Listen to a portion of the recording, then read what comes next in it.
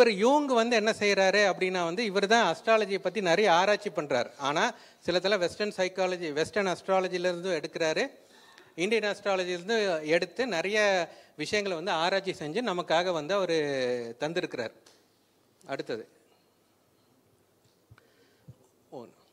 யூங் வந்து சொல்கிற ஒரு விஷயம் என்னென்னா, அனிமா அனிமஸ்ன்னு ஒரு கான்செப்டை உள்ளுக்குள்ளே கொண்டு வர்றார்.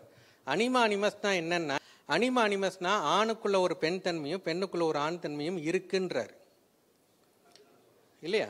இப்போ நம்மளோட இதில் வந்து பார்த்தோம்னா சாக்தம்னு ஒரு ஷண்மார்க்கத்தில் ஒரு மார்க்கம் இருக்குது, சாக்தம்ன்ட்டு. சாக்த மார்க்கம் என்பது பெண்வழி வழிபாடு தான். அங்கே எல்லாருமே பெண்ணாக தான் நம்ம வந்து பாவிப்போம். இப்போது நான் வந்து ரவிஜியை பார்க்குறேன்னா, ரவி பிரதரை பார்க்குறேன்னா ஸ்ரீ மாத்ரே நமஹான்னு சொல்லலாம், அவரு என்ன இப்போ ஸ்ரீ மாத்ரே நமஹான்னு சொல்லலாம். அப்படின்னா என்ன அர்த்தம்?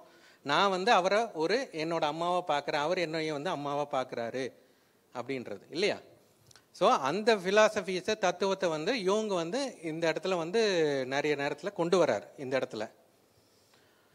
அடுத்தது மேஸ்லோன்றவர் என்ன செய்கிறாருன்னா, வாழ்க்கையோட தத்துவத்தை வந்து இந்த மாதிரி பிரிக்கிறார். மனிதனுடைய தேவை என்பது வந்து முதல்ல வந்து உடல் ரீதியான தேவைகள், சாப்பிட்றது, தண்ணி, உடல் உறவு, இந்த மாதிரியான விஷயங்கள்லாம் வந்து மனிதனுடைய தேவை.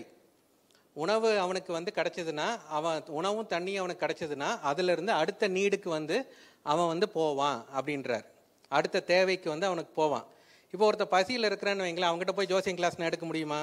எடுக்க முடியும். இப்போ நீங்கள் எல்லாரும் பசியில் இருக்கீங்க, நான் வேறு எடுக்கிறேன். ஸோ ஒரு பசியில், ரொம்ப பசியில் வாடுறவன், ஒரு 3 நாள் சாப்பாடு இல்லாதவங்ககிட்ட போய் நான் கிட்டார் வாசிக்க முடியுமா? என் இனிய பொன் நிலாவேன்னு வாசிக்க முடியாது. அவனுக்கு என்ன செய்யணும்? சோறு போடணும். சோறை போட்டு நான் வாசிச்சேன்னா அவன் கேட்பான். கரெக்டாக? இதை தான் மற்ற மதத்தினர்லாம் பண்ணி மாற்றுறாங்க, அது வேறு விஷயம். அப்போது அந்த ஃபிசியாலஜிக்கல் நீட்ஸ், உடல் ரீதியான தேவைகளை பற்றி சொல்கிறாரு. அந்த நீடு அவனுக்கு சாட்டிஸ்ஃபை ஆயிடுச்சுன்னா அடுத்தது சேஃப்டி நீட்ஸுக்கு போகிறான்றார். சேஃப்டி நீடுன்றது வீடு கட்டுறது, இதெல்லாம் நான் வந்து ப்ரொடெக்டடாக ஒரு இடத்துல இருக்கணும் அப்படின்றாங்க. அடுத்தது வந்து லவ் அண்ட் பிலாங்கிங் நீட்ஸ். நான் வந்து சொசைட்டியில் போய் சொசைட்டியிலேருந்து ஒரு ரெக்கக்னிஷன் வேணும்னு நினைக்கிறேன். இப்போ வந்தவொடனே எனக்கு மாலை மரியாதைலாம் போட்டாங்க, நான் அப்படி ஓகே அப்படின்னு யோசிக்கிறேன் தெரியுமா? அதுதான் வந்து சொசைட்டல் நீட்ஸுன்னு பேர்.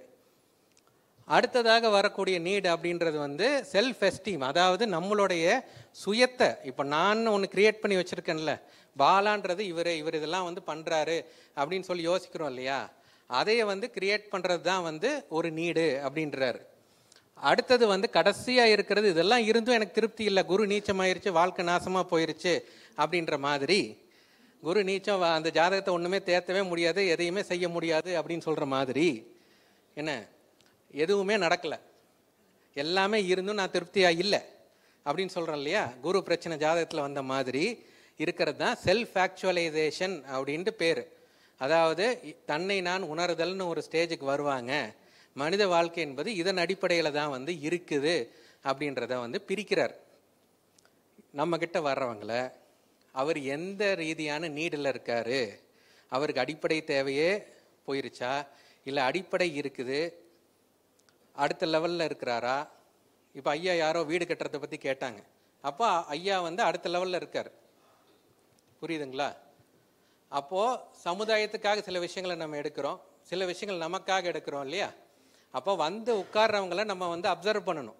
ஒரு பெரிய வக்கீல் வந்தார் கோயம்புத்தூர்லேயே, ஒரு பெரிய வக்கீல். அவர் பொண்ணுக்கு வந்து அஸ்ட்ராலஜிக்கெலாம் வந்து வக்கீலுக்கு உண்டான காம்பினேஷனே கிடையாது, வக்கீல் படிக்க மாட்டான்னு சொல்லியாச்சு. அவர் போய் விஷுவல் கம்யூனிகேஷனில் சேர்த்திட்டார். இடையில என்ன ஆகுதுன்னா, இவர் வந்து சேலம் லா காலேஜில் ஒரு டாப் பொசிஷனில் போய் உட்கார்ந்துடுறாரு. அப்புறம் பொண்ணுக்கு இடம் கிடைக்காம இருக்கும், கிடச்சிருச்சு. இன்றைக்கி அந்த பொண்ணு வக்கீல். அது வக்கீலாக வேலை செய்தா வேலை செய்யலான்றது தான் ஜாதகம், புரியுதா? ஆனால் இது நடந்துருச்சு. என்னன்னா, இப்போ அந்த வக்கீல் வந்து நான் நிரூபிச்சிட்டேன்பா, என்னை பார்க்கும்போது பார் என் பொண்ணை நான் வக்கீல் படிக்க வச்சுட்டேன் அப்படின்னு, ஐயோ அப்படின்றது தான் இருக்குது நமக்கு. நம்ம சொல்லி நடக்கல, இல்லை நடக்கும்பொழுது தான் தெரியும், புரியுதுங்களா? இப்போது இதில் 2 விஷயம் இருக்குங்க. ஒன்று வந்து நம்ம சொல்கிறது இப்படியும் மாறலாம், என்ன வேணாலும் நடக்கலாம், நமக்கு தெரியாது. அப்போது இதனால் வந்து நம்மளும் டிப்ரெஷன் ஆகிடக்கூடாது. முக்கியம் நம்ம தான் முக்கியம் இந்த இடத்துல. ஸோ நம்மளும் டிப்ரெஷன் ஆகிடக்கூடாது. நம்ம சொல்லும் பொழுது அவங்களுடைய பேக்ரவுண்டையும் யோசித்து சொல்ல வேண்டியதாக இருக்கிறது. நல்லா புரிஞ்சுக்கணும். நம்ம சொல்லும் பொழுது அவங்களுடைய பேக்ரவுண்டு, அவங்களுடைய கெப்பாசிட்டி இதெல்லாம் சொல்லி தான் புரிய வேண்டியதாக இருக்குது. அப்படி சொன்னோம்னா நம்ம நல்ல ஜோசியர், 5000 ரூபா ஃபீஸ், வேலை முடிஞ்சு. அவர் ரெகுலராக நமக்கு வருவார், சூப்பருங்க அப்படின்றவார். சரிங்களா? நான் ப்ராக்டிக்கலாக பேசுகிறேன், கோச்சிக்காதீங்க. அடுத்தது ஓகே, இது எல்லாம் வேண்டாம், நம்ம வந்து அப்படியே கீழே வாங்க. ஓகே, ஒரே நிமிஷம். இத்தனை மனநோய் இருக்குங்க.